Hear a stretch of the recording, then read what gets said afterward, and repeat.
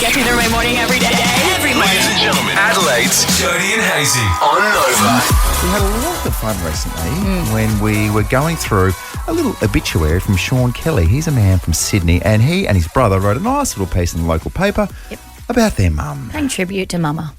It was a little bit left field, I'd say. It's very tongue-in-cheek. A few little excerpts, including, Mum grew great dope, never wanted to leave a party, and gave up champagne or gin frequently, but never simultaneously.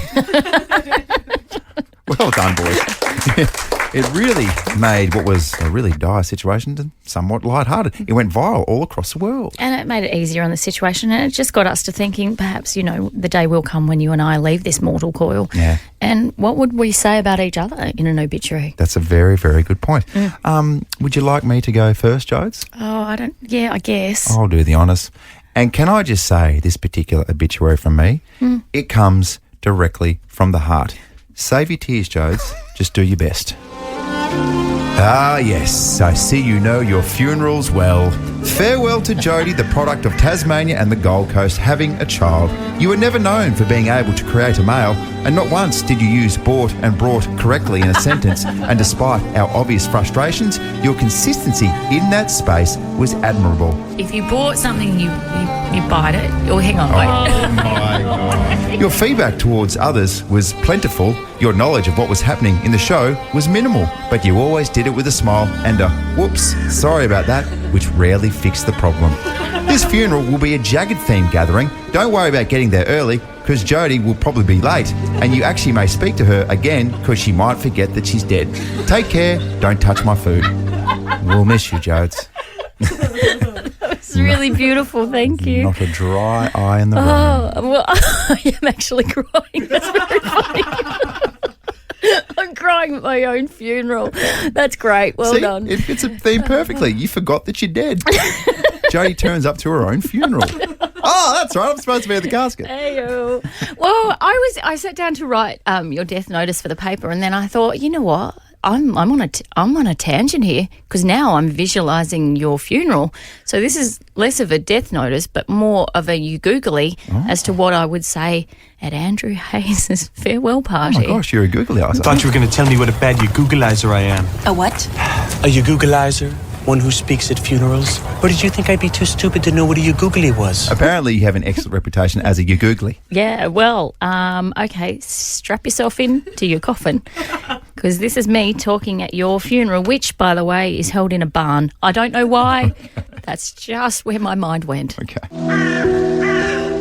Andrew Fisher Hayes, born 20th of June 1985, died doing what he loved most, swinging topless from the rafters at a winery after consuming an undisclosed amount of red wine.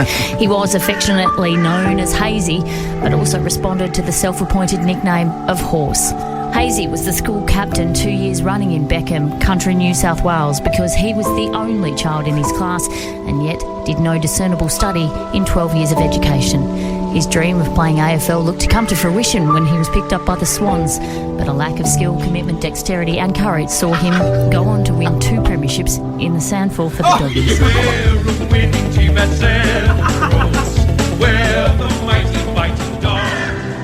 Could coffin bearers please bring Andrew into the barn? Upon learning of his passing, his 3-year-old Lottie was heard remarking in a satanic tone, "I run this family now." While his cat Houston said, "That guy was an absolute d***head." Please, ladies and gentlemen, take off your hats as we lower Andrew into the ground as we bid him farewell to his favourite song. Now from the top, make it drop. That's some wet. Can I get a bucket and a mop? That's some wet. That's some wet. I'm talking wop, wop, wop. That's some wet. That's some wet. Macaroni in a pot. That's some wet. Oh, that's how I want to go. Oh, thank you very much, Jade. Very much appreciate that. Okay, you holding back the tears? Ah, yes. 2 things to take from that as well. I never told you this as well. Technically, I was school captain 2 years in a row. Yes, I know. Year 5 and year 6. Yeah. I didn't tell you that in year 6. I got it taken away from me. So I didn't even have that on my resume. No. Yes. The other thing is my daughter Lottie already runs a family. Yeah, I know, That's certainly that's something true. to think about. I mean, I thought for sure that you would have pointed out that even in death, I only credited you with 2 premierships. That will raise me from the dead.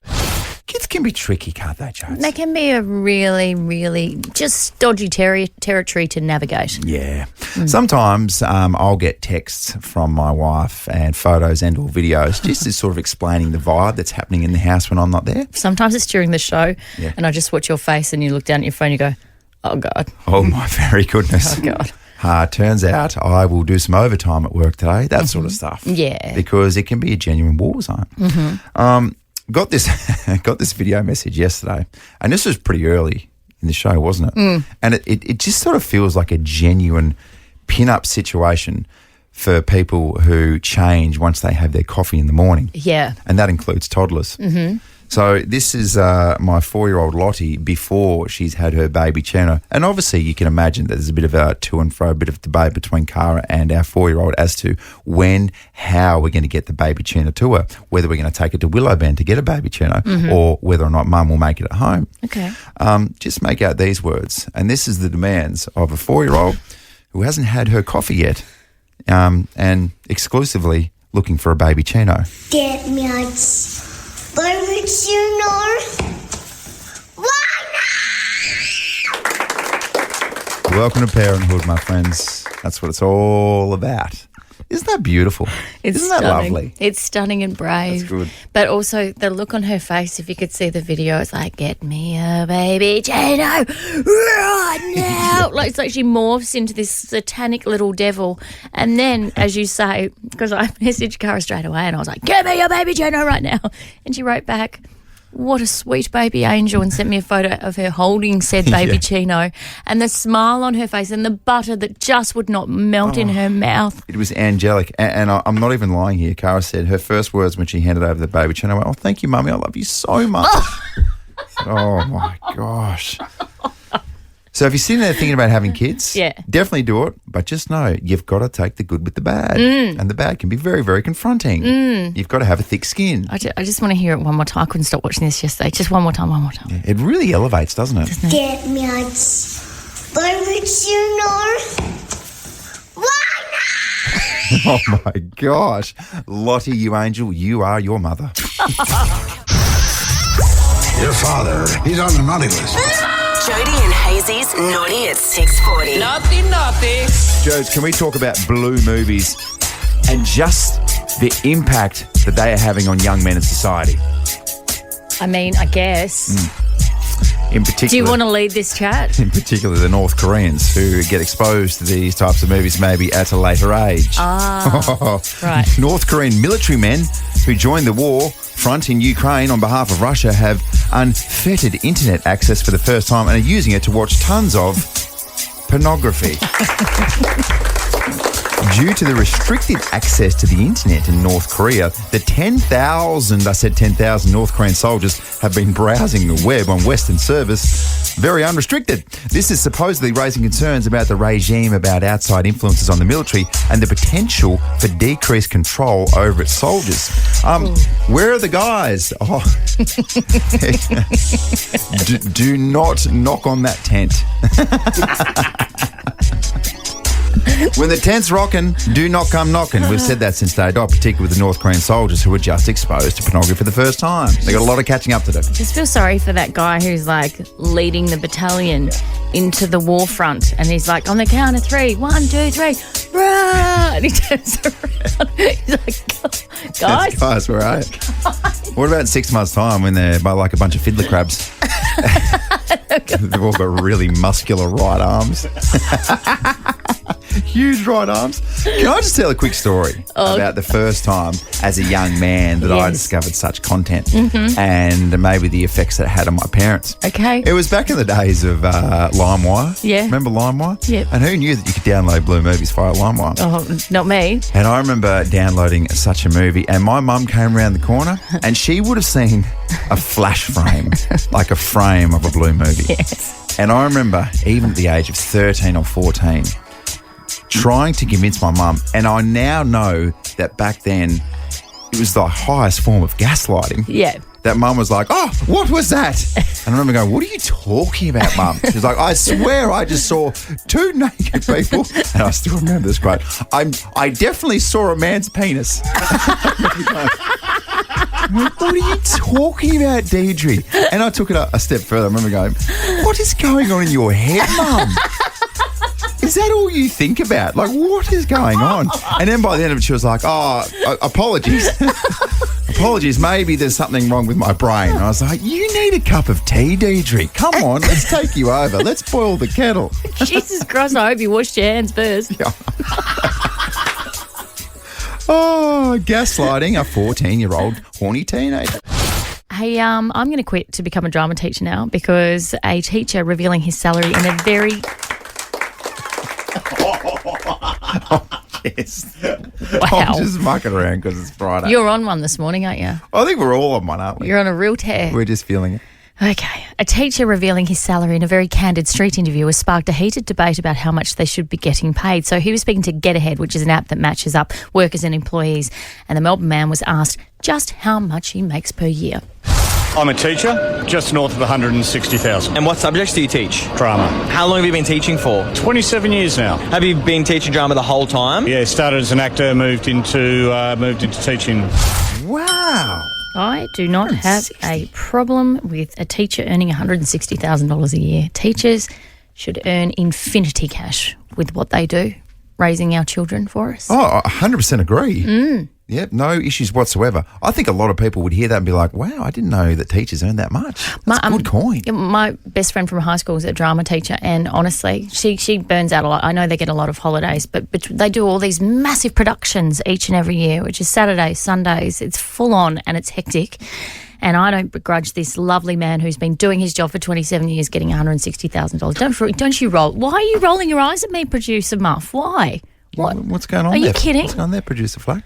160 grand a year. Yes. To teach drama. Yes. So we can have more actor upstarts. Mate, whoa. Oh my! Mate, not all of us just bring the drama in here for free. Do you know what? If it brings more Mr. G's to the world, I think we're all for it. The kids at school call me Mr. G. Coffee, coffee, coffee before we teachy. Mum always says that even as a baby, other babies were crying and in a sort of monotonal way, but if I'd call out to Mum rather than Mum, like other kids, I would go, Mum, Mum. I just think it's a prerequisite. It's a prerequisite that drama teachers have to be just a little bit unhinged, don't they? 100%. I love it. You've got to have sass. You've got to have personality if you're a drama teacher. I know, absolutely. Which is why producer Muff over here would make a great drama teacher. So I expect this to happen a little later in our morning meeting. I'm bloody resigning. I'm so sick of it. Shove it up your ass, Margaret. There's my letter of resignation and there's some flowers for my dead dog. Why don't you stick those up your fat ass? Special time of the week right now, though. It is. So if you are new to the show, welcome. Hey, thanks for jumping on board. We appreciate you. This is Jodie's diary. It's basically my thoughts and the things that have gone down during the week. Some of them good, some of them not so good. But a highlight for me was the story about your mother's boob at the beach. Okay. Always goes down well, my mother's right boob, doesn't it? Mm-hmm. This is Jodie's diary. Jodie's diary. Dear Diary, it was the week Donald Trump won the US election and Hayesy had some intense political insights. Yeah, special guest as well. You ready? Yeah. People of Springfield, please don't eat my cats. Why would you do that? Eat something else. People of Springfield, please don't eat my dogs. Oh, I don't get politics, that's all I'll say. Yeah, no, really? Thank you, Captain Obvious. Yes. And this is pretty much how I felt about the situation. Well, the thinking man's sex symbol properly tipped all us women over the edge by proving he's funny too, you guys. David, one of the headlines that I've read this morning, Donald Trump becomes the first twice impeached, insurrection inciting, 34-time convicted felon to be elected president. Quite a title. It's quite, he's going to need a big business card for that on your LinkedIn. Speaking of men doing hot things, you got a squidgy? You could be Mr. April, Mr. Tiff Warren from 10 News First. You've had a shower. That's not the sexy bit. You get the squeegee. Oh, yes, squeegeeing the shower screen. Because you know what's not sexy? Lime scale. So we launched a calendar, the Hot Dads of Adelaide. Should be easy enough to say. So this week we've launched our Hot Bods of Adelaide calendar. Hot Dads of Adelaide. Say. Lots of dad, yeah. Okay, so this week we've launched Adelaide's Hot Dads. Oh my God. And WTF, Hazy, why is my husband turning you on? So, like when my husband washes the windows with the Kasha window washer. Wow. What about when he's doing that? He's going side to side, and his supple pecs are rubbing against the window, whilst Christina Aguilera's playing in the background, working at the car wash. It was the race that stopped the nation. Whatever you do, don't give away the first horse-themed question for the 6:15 vending machine quiz. Not the first question. Yes, please. What have you got? We are on Cup Eve, so without a fight, Gold Trip and Very Elegant are the last three. What? And I gave you a huge hint there. I think I actually answered the question. Did you? Yep. Yeah, I did. And Hazy won't be entering fashions on the field anytime soon. Fascinator. Why are they called a fascinator? By Because they're fascinating. Is that it? Yeah, I don't know. Why can't they just be hats? Well, why is it a fascinator? Why does it only come out Melbourne Cup Day? Stephen Jones came up with the term fascinator because the idea that these hats were meant to be whimsical, extravagant and unique. I'm so sorry I asked. I certainly learnt my place this week in the pecking order. Well. Sometimes you might look out the window and that pig is flying. Is the pig me? You're the pig. And it wouldn't be a week without Deirdre Hayes getting her boobs out. I remember seeing Mum come out of the surf and it's absolutely packed and there was a full right breast exposed. And I'm going, Mum, your boob. Mum looking down, she almost launched off into space. What I would give for that audio of 8-year-old Andrew going, Mum, your boob. The boob, it's out. The Hayes family, what a disgusting bunch. Why do you want to share your wife's toothbrush? I don't you want to little share. sicko. I don't want to share toothbrushes, but I'm happy to share a toothbrush. Why? I'm more than comfortable for everyone in my family to use the same toothbrush. Whoa. I'm not yearning for it. I'm just saying that if our toothbrushes got mixed up, I have no issues using my wife's toothbrush. And can I just say, though, she's aggressively against it. I'm not surprised. Yes. But Bianca's dad wins our What Are These Hairs on My Face award. Good morning, Bianca. Good morning, how are you? Good. Okay, who's the pig in your family? My dad, actually. What does he do? So I caught him a few weeks ago. I went to jump in the shower and I found beard hairs in my razor.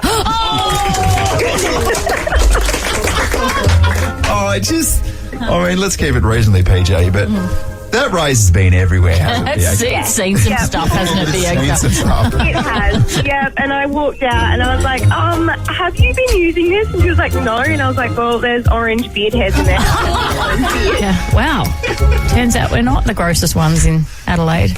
And let's round out the week with some practical parent tips. I love it as well, is that the kids get right into it. So much so that I'll be drinking a beer and they're like hurrying me up.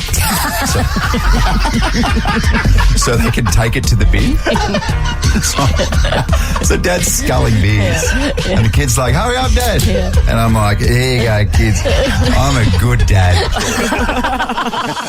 So to Deirdre. Mum, you boob. The Randing compliments. You're the pig. And to our boy Trumpy. People of Springfield, please don't eat my cats. Go off this weekend, kings and queens. All my love, Jodie. Is anyone else's kids using your phone to message other people? Oh, that's dangerous. Oh, it's very dangerous. And we discovered just how dangerous it was last night. So it all started when we were driving home from a family dinner. And the 13-year-old was in the back seat going, Dad, I need to use your phone. I need to RSPV for a party. Like that. And I was like, what's an RSPV, babe? She goes, an RSPV. I need to tell them that I'm coming. I'm like, do you mean RSVP? Anywho. Oh, yes, that's the one. Yes. But when a 13-year-old says it with such conviction and attitude, yes, you can sassy. be convinced that now it's been changed. So anyway, we get home and she's like, they do this all the time. They will write to other parents pretending to be us. particularly if they want to play. So it's like we've given it the okay for them to go to their house and have a play or a sleepover or go and meet Norwood, whatever it may be. Like a permission slip via a text. Yes. And so we're constantly going, just write it from you. Just say, hi, it's Peyton. Well, she didn't take that advice last night when she was RSPVing for this party to go to her friend's place, right? Because she's like, the mum needs to book the restaurant. I need to get back to it. All right, off you go. So as she's doing it, Greg casually wanders over and check what she's written on his behalf. There was a typo, needless to say, and it said, hi, Crystal. I was just about to massage you. That's a poor start. It's a poor start to the text. Crystal's like, okay, Greg, very forward. Go on. Hi, Crystal. I was just about to massage you and Peyton can't wait.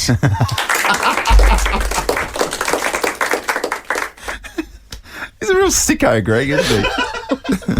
This is the same man whose Instagram gets hijacked with alarming regularity from the 11-year-old who will jump on, and she's followed all her little dancer friends, and she'll write comments from Greg Oddie Yes. saying, looking great, body. Yeah. So one day Greg's going to be sitting in jail. It was my kids. I swear it was my kids. Let's get ready to rumble.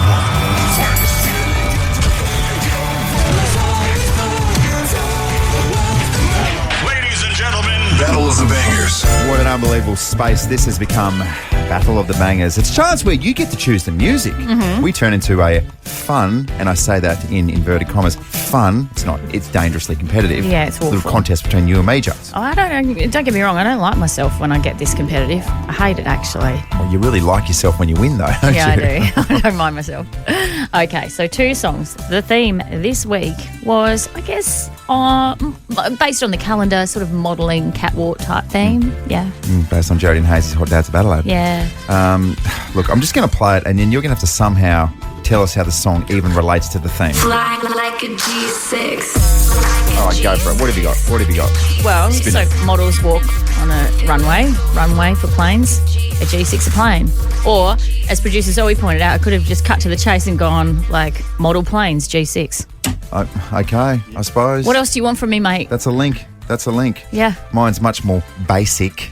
Justin Timberlake, the word's sexy in there, so, I mean, it makes sense, doesn't it? I'm bringing sexy back. Yeah.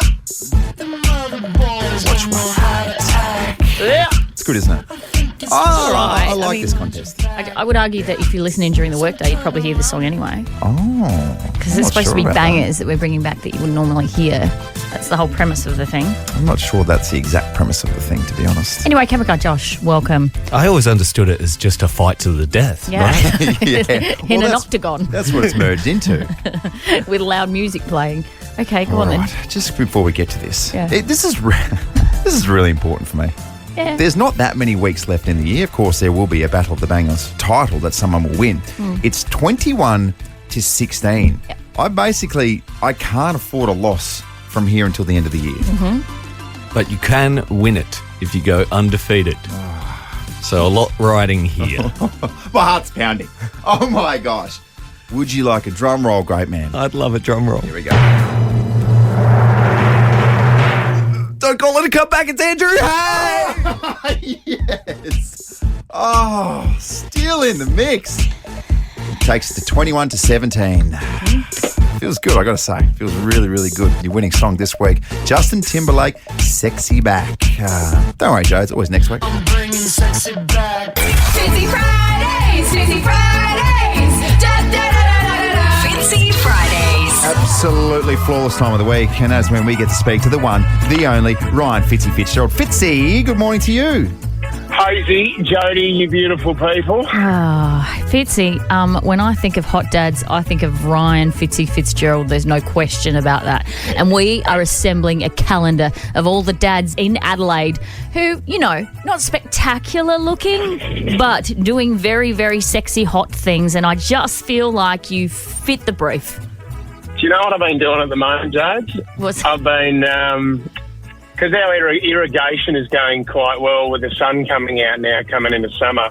we've got quite a few weeds, so I've been weeding in the backyard with my top off. Oh, nothing says sexy than a man pushing sort of mid-40s, topless in his backyard, in a very, very interesting position, on all fours, maybe a bit of an arch back, bit of skin, pulling weeds. Woo! Yeah. And then I will go up into the attic and weed the special plants that I have up there as well.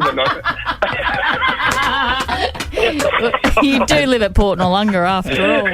Yeah, actually, do you know what's funny? My dad was a sparky, fixed his electrical down south for so long. Yeah. And he said he used to laugh sometimes when his mates would ring him and go, Mick, can you just come around and put a PowerPoint in my shed?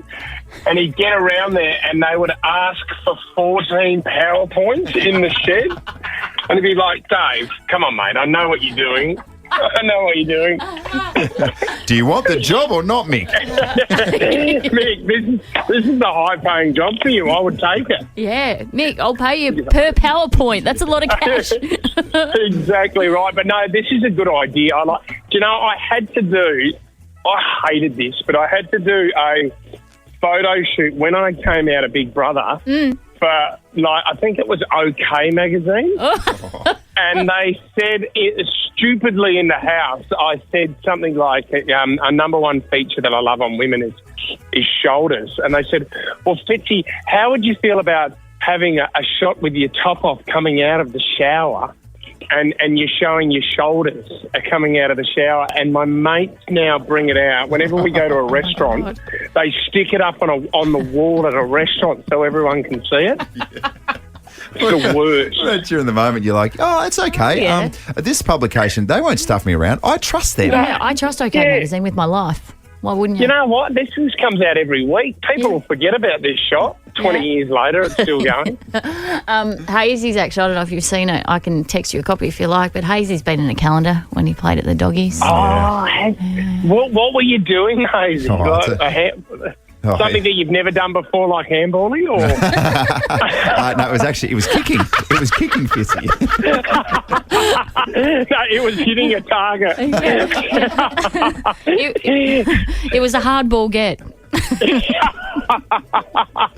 Oh, gosh. You should see this photo. His eyes, I don't know how he's done it. I asked him during the week. He's smouldering, Fitzy. Yeah, he is, and he's in good nick at the moment, the old Hazy. He won't tell anyone else that, but he is in great nick. Yeah. What do you mean he won't tell? He tells us every morning. Are you joking? Can't shut him up about it. Actually doing some bicep curls as we speak. Yeah, the eyes were smouldering, Fitzy. They were a little bit bloodshot as well. So I've just been on a job with Mick down south installing some PowerPoints. Good work, Dave. Good work. All right. Well, Fitzy, I take it that's a yes. You'd like to feature in our calendar. No, I'm out. Are you sure? Yeah, I'm out. No good. My modelling days are over. Are they? Okay. Got sort of around July, August free. Hey, it'd be a great opportunity for you. Great exposure. Yeah. Good to get your profile up. Oh, see you, Fitzy. Yeah, guys, have a good weekend. I need to know. I need to know now. I need to know. I need to know. I need to know. What's in the news today? I need to know this. Here's what you need to know. What you need to know with Jodie and Hayesy. Well, this is huge. Australia will move to ban social media for children under age 16, with the Prime Minister yesterday declaring he was calling time on the harm caused to young people. So he said yesterday social media is doing harm to our kids and I'm calling time, and that the Prime Minister said the proposal will go to a virtual meeting of the nation's leaders today. So if this goes through, that's going to be absolutely massive, and it's going to have repercussions for all those young kids who are jumping on Instagram, Facebook, TikTok, whatever your platform may be. No more. I think it's for people who came through with generations where you didn't have social media to now. It's harder for us to get a head around the fact that you could be so young and be affected by what is purely and simply just words. You read these absolutely tragic stories of young kids that have been affected or bullied so very badly on social media that they do the unthinkable. So I think this is a wonderful initiative by the Albanese government, and also it's been driven by Whipper from Fitzy, Whipper and Kate, and he was heavy behind this as well. So I saw some photos of him in Parliament yesterday, which was huge, and I'd just be so pleased if this goes through, because I don't think social media platforms take enough responsibility responsibility for the platform that they provide for these young kids who are not mentally equipped to deal with it and to use it responsibly. The other message is, if you deliver hate on social media, you're a loser. Yeah, you're awful. That's what it's all about, because it means that you're very, very feeling insignificant about something, or you're probably jealous about something else or something that somebody's doing, and you feel like you need to do that on a social media platform. 99 times out of 100, you wouldn't say that to that person's face. Absolutely so that not. is really weak. No, and I mean, we as parents need to set that example too. So if you are a parent and, oh my God, the number of times I've seen awful comments on the internet, and then there's a lovely photo of mum standing there holding a baby or dad standing there with his 2 kids, and you go, what sort of example are you setting to your children when you are spewing hate on the internet? I think it's horrible. So it starts with us and it ends with banning it with the kids. There you go. That is what you're waking up to this morning. It's Jodie and Hayesy. Still to come with Jodie and Hayesy on Adelaide's Nova 919. Oh, shows. Yesterday we were talking about a man by the name of Sean Kelly. He sat down to capture his late mum's spirit in 100 words or so via an obituary in the paper up in Sydney. It was very, very funny. Yeah. I mean, some of the sentences he used were, our wild and wayward mother died on 28th of October. She refused to say past, which is very, very nice. He talked about how she used to grow dope. Her attempts at responsible parenting or grandparenting were always touching. She said Sean was a much better driver than Chris.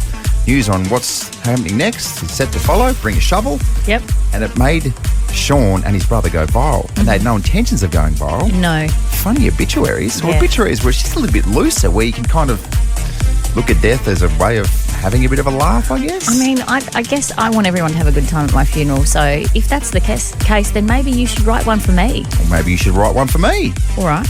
Okay. I'm happy to.